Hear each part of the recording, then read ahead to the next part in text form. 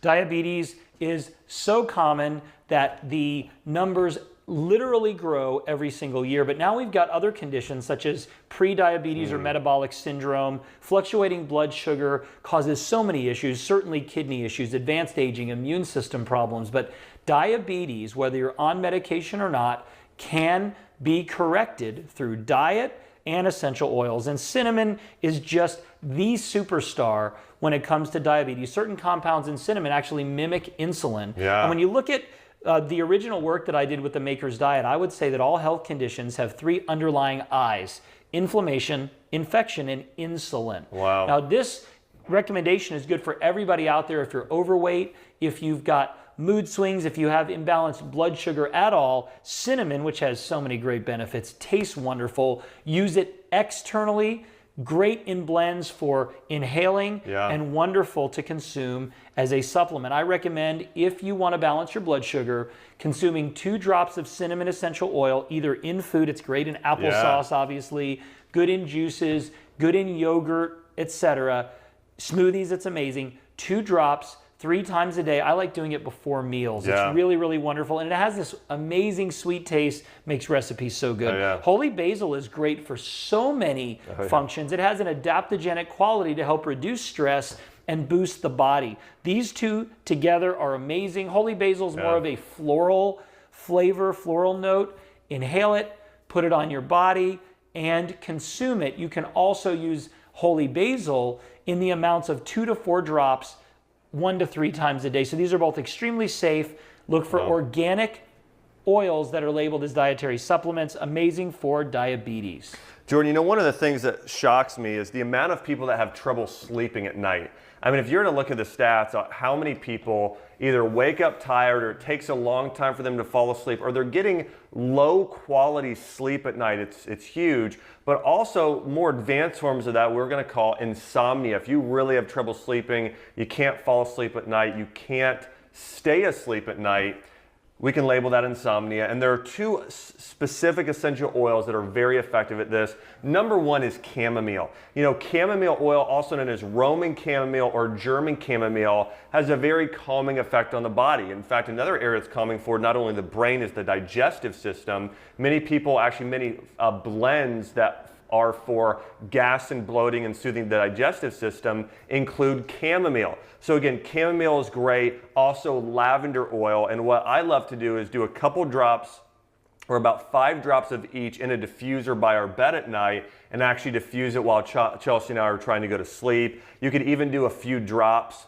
If you're doing laundry with your bed sheets, you can do a few drops of lavender and chamomile actually in your laundry detergent there. It actually helps give it that fresh, amazing scent there as well. Or do a couple drops, just rub it on your temples and your neck before bed. But chamomile and lavender, 2 powerful essential oils that help promote a healthy night's sleep here. Jordan, let's talk about adrenal fatigue. Adrenal fatigue is probably affecting somewhere in the neighborhood of 25% of adults, and maybe up to as many as half of the women who are in their 30s. When you look at our lifestyle today, everything is fast, super stimulating, and what that does, it increases cortisol, which decreases DHEA, which is the hallmark of adrenal fatigue. You're tired, you're grouchy, you're a little bit pudgy in the middle, your skin doesn't look as soft and healthy as it used to, and the list goes on and on. You get angry, etc.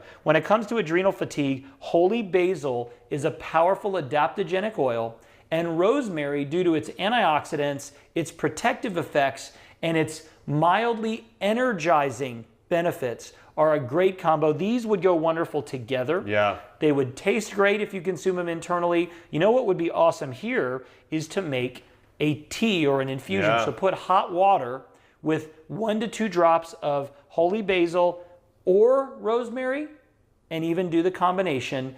Smelling it while you're drinking it is going to do half the work. Then you drink it, add a little honey, it would be really great. Be floral, kind of yummy tasting. But when it comes to adrenal fatigue, the essential oils, rosemary and holy basil, can help, along with a diet that is rich in nutrients, bone broth, fermented foods, lower sugars and starches, and consuming adaptogenic botanicals, which we do every single day. So that's really powerful, and that can affect almost everyone out there. All right, guys, we're going to jump right in and talk about essential oils for chronic pain.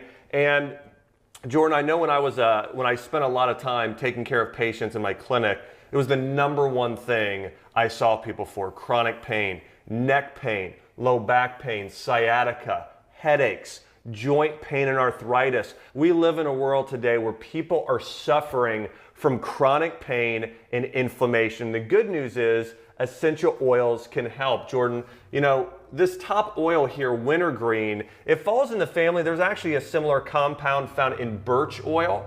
And birch oil is high in something called salicylic acid, which is actually the main ingredient in aspirin by the Bayer company. And so a lot of people and it's crazy. When we look at medications today, so many of these medications originally were used as herbs. Absolutely. And then companies started creating and trying to cut costs and do things synthetically. So again, essential oils really are ancient medicine. These big pharmaceutical companies have come in today and actually started trying to cut corners, do things synthetically, and they're not as effective. One of the things, Jordan, I've loved about the way you've formulated your supplements for years is you've been all about whole foods, using the entire part of the plant, because these things work synergistically and oftentimes balance each other out, reducing side effects. Well, unfortunately, pharmaceutical companies don't do that. It's time to start harnessing and start making your own at-home apothecary here as well. So wintergreen oil, birch oil, they contain those compounds that actually are natural pain relieving. Now, I don't recommend taking wintergreen internally or birch, but again, using it topically for pain in an area is great. And then black pepper oil. Think about making your own at-home icy hot. We've got a very cooling oil in wintergreen. We've got a hot and spicy oil in black pepper. And if you don't have wintergreen at home, you can actually use peppermint oil instead. Menthol has a very similar cooling reaction and analgesic action in the body. So wintergreen, black pepper. If you don't have black pepper, ginger and cinnamon and clove are very warming as well. So think about the cooling and heating oil, blending those with some coconut oil, rub it on your skin. It's a great natural topical pain reliever. Absolutely. Depression affects a huge amount of people, and it's really a silent killer. I mean, all of us, and you as well, know individuals who have chronic depression, if not people who have taken their lives. And we don't talk about this a lot because it's a very challenging subject, but I've had family members, more than one, I think 3, that have had chronic depression, which culminated in death. Now, let's not talk about that being super widespread, but there's a lot of people on medication. They're on anti-anxiety, anti-depression medications, and they're challenging for the entire body. Whether you're on those medications or not, or whether you're someone who just has what you would call episodic depression, which means people say, how's it going today? I'm depressed. Now, you may not be clinically depressed, but you're feeling the blues. There are 2 great essential oils to help you. I'm going to start with orange. I live in Florida, or at least have for years, and just being in an orange grove, smelling orange blossoms, smelling citrus is truly amazing. You are uplifted. Orange oil is very underrated for how amazing it is. Now, it's not produced the same way through steam distillation. It's the pressed rind of orange, and it has a powerful effect on the mood. Ylang ylang is an amazing oil that is probably the #1 oil indicated for depression. Now, we could certainly talk about lavender and chamomile because when you sleep better, you're in a better mood. Holy basil's great, but when it comes to depression, ylang ylang and orange are great in combination or individually. And what's amazing about orange is it can be used not only topically, not only through inhalation, but it can be used in foods and in beverages. Citrus oils are amazing. If you want a refreshing drink, warm or hot, you can make even a slushy. We talked about this before. Take water, some honey, ice, and drops of orange oil, and you've got a delicious slushy. You can make popsicles out of it, and you're getting powerful effects. So depression can be improved through the use and application of essential oils. Great advice, Jordan. Couldn't agree more. We got a question here from Billy Weatherall. Actually a comment, great advice for somebody. I think somebody was wondering about female hormones are having menstrual cramps, what are the best essential oils for that? You know, Jordan and I both are big fans of sage or clary sage when it comes to balancing out hormones. So I would say if you're looking to balance hormones, you're a female, menstrual cramps, clary sage at the very top of the list, along with lavender is another fantastic one to use there as well. Great advice, guys.